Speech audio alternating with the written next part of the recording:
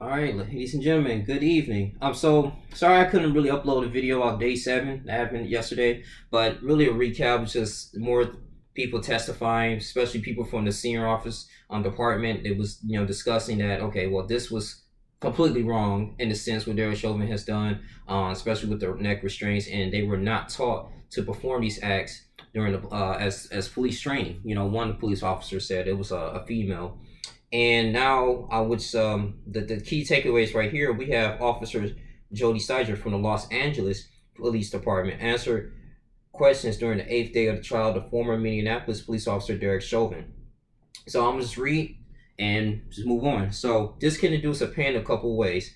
Steiger testified either by squeezing of the fingers and bringing the knuckles together, which can cause pain, or also basically pulling the wrist into the hand, which can cause pain as well. It's true. He also noticed that the handcuffs on Floyd were not double locked, meaning they could end up ratcheting tighter as the persons began, moving or detain moves. Sergeant said he could actually hear the police body camera video the sound of the handcuffs ratcheting tighter on Floyd's wrist.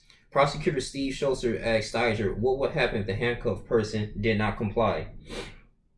Then there's pain, Steiger answered. He testified that his review of body camera footage and other videos show Chauvin used the pain technique on Floyd throughout the over 9 minutes Floyd was lying on the pavement with the officer's knee on or near his neck. Except for initially struggling with officers trying to get him to the rear of a squad car, Floyd, who was being taken to custody for allegedly using a phony $20 bill to buy cigarettes, showed no signs of resisting and repeatedly complained of pain that he could not breathe. Yes, he did. Warned him. Sergeant said the use of what he described as deadly force should have stopped as soon as the officers removed the combative man from the squad car and placed him on a prone position on the ground with 3 officers, Chauvin, Thomas, Lane, and J. Alexander Cohen, pressing their weight on top of him. He was in the prone position. He was handcuffed. He was not attempting to resist. Exactly. That's the thing I don't understand. He was not resisting. I mean, at that moment, like he was down. You got him down. All right, cool. Bring him back up. Put him back in the squad car. This excessive stuff is completely unnecessary, but I didn't know he didn't have a double lock. Steiger testified that during the episode, Chauvin conversed with Floyd about his pain and labor breathing, but at no time did Chauvin and the other officers let up or attempt to place Floyd in a seated or side position to avoid the possibility of traumatic positional asphyxiation, a sometimes fatal occurrence in people handcuffed and held on their stomachs for a prolonged period of time. Yep. Positional asphyxia can occur if there is no pressure, no body weight on the subject. Just being in that position, though, alone, right, it's very uncomfortable. Just laying on your back, handcuffed, laying on your stomach handcuffed, and especially being handcuffed creates a situation where the person has a difficult time breathing, which can cause death. When you add body weight to that, then it just increases the possibility of death. So Floyd appeared to lose consciousness while being held down, and paramedics testified last week that he did not have a pulse when they arrived at the scene.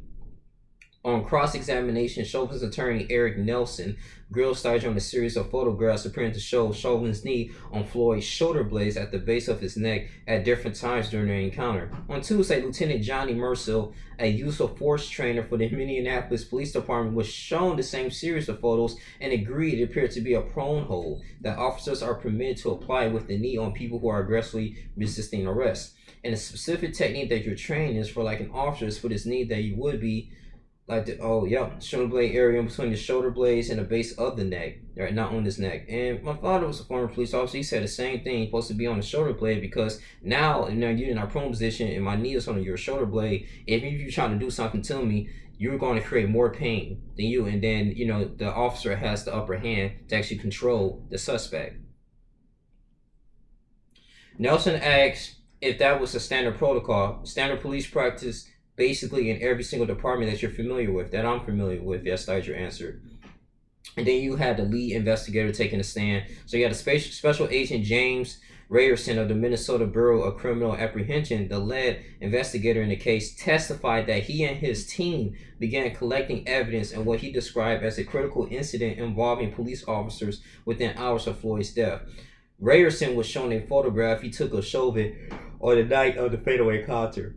He testified that Chauvin weighed about 140 pounds and was carrying about 30 to 40 pounds of equipment, including a bulletproof vest, utility belt containing a gun, a tear gas canister, ammunition, and a radio.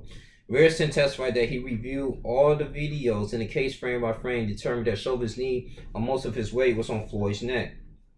The majority of the time, he was being held on a prone on the ground. He said that 50 agents from the Bureau of Criminal Apprehension were involved in the investigation, as well as the 26 FBI agents. I believe our investigation was very thorough. On the cross-examination from Nelson, Rayerson and said some evidence, including pills found in Floyd's Mercedes-Benz SUV, were recovered for more than 6 months after the vehicle had been initially searched and photographed. Wow. A little bit more. Pills, blood evidence recovered. So Mackenzie Anderson and Brianna Gills, both forensic scientists for the Bureau of Criminal Apprehension, testified about evidence collected at the crime scene of Floyd's SUV and a squad car police were trying to put Floyd in.